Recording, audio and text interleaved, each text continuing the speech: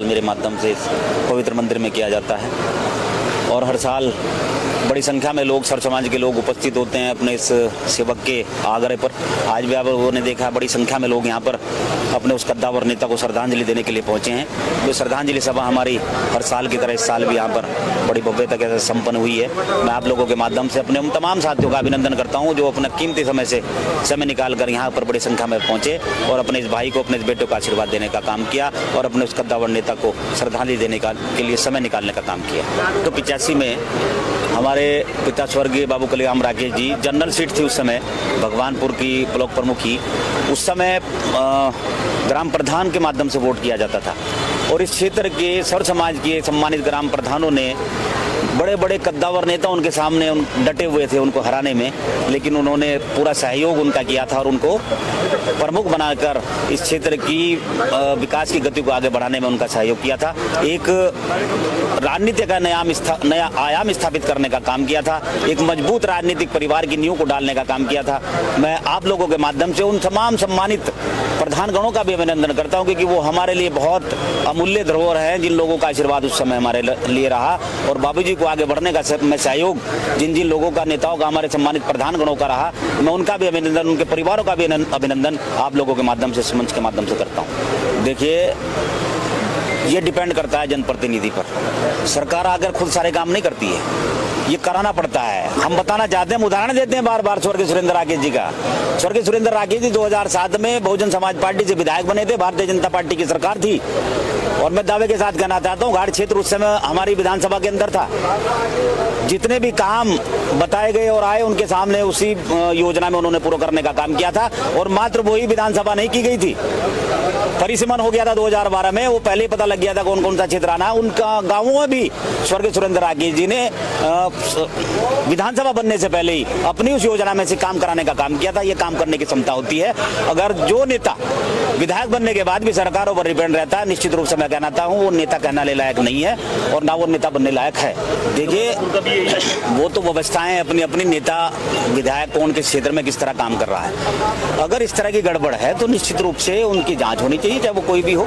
अगर आपको, लोगों को लग रहा है या जनता को लग रहा है या किसी भी अन्य विपक्षी पार्टियों को इस विषय पर कहीं शंका है कि कुछ गड़बड़ इन विषयों पर होती है, तो निश्चित रूप से उनकी जांच होनी चाहिए और जांच होकर कार्रवाई होनी चाहिए।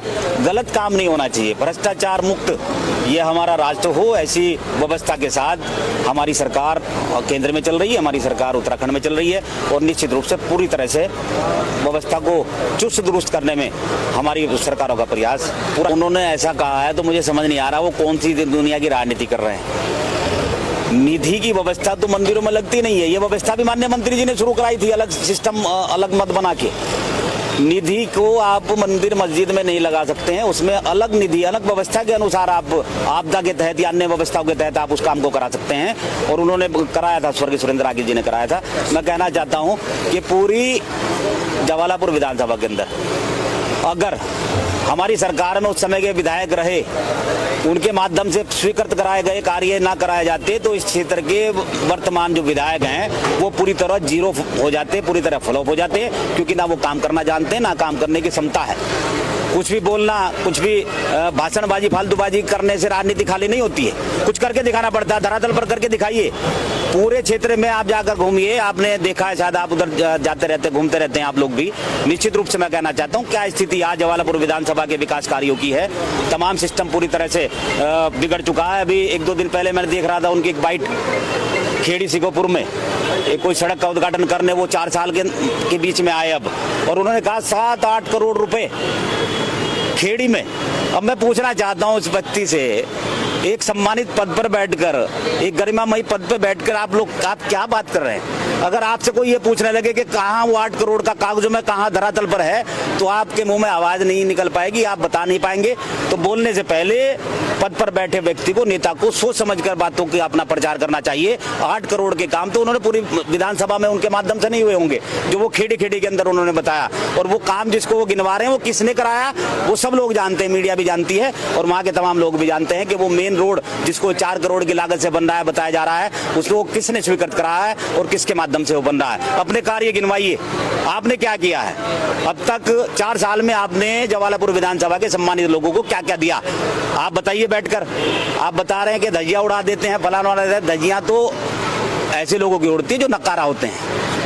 और दिखाऊंगा मैं, अगर मेरी पार्टी ने मुझे आशीर्वाद दिया, वहां से मुझे टिकट दिया जवालापुर विधानसभा से, कि धज्जियां कैसे उड़ाई जाती हैं विपक्षी व्यवस्था की, जिस प्रकार से उन नकारा नेताओं ने, जिन्होंने कुछ करके ही नहीं दिया, पूरा क्षेत्र की दुर्गति करके रख दी, ऐसे लोगों को किस प्रकार से जनता के सामने एक्सपोज करना है, जनता के सामने लाना है। वैसे तो करने की आवश्यकता नहीं, जनता देख रही है, सब जनता के सामने है, लेकिन फिर भी एक जो प्रक्रिया उसको हम करने का काम करेंगे और आने वाले समय में दिखाया जाएगा उनको कि राजनीति किस तरह की जाती है।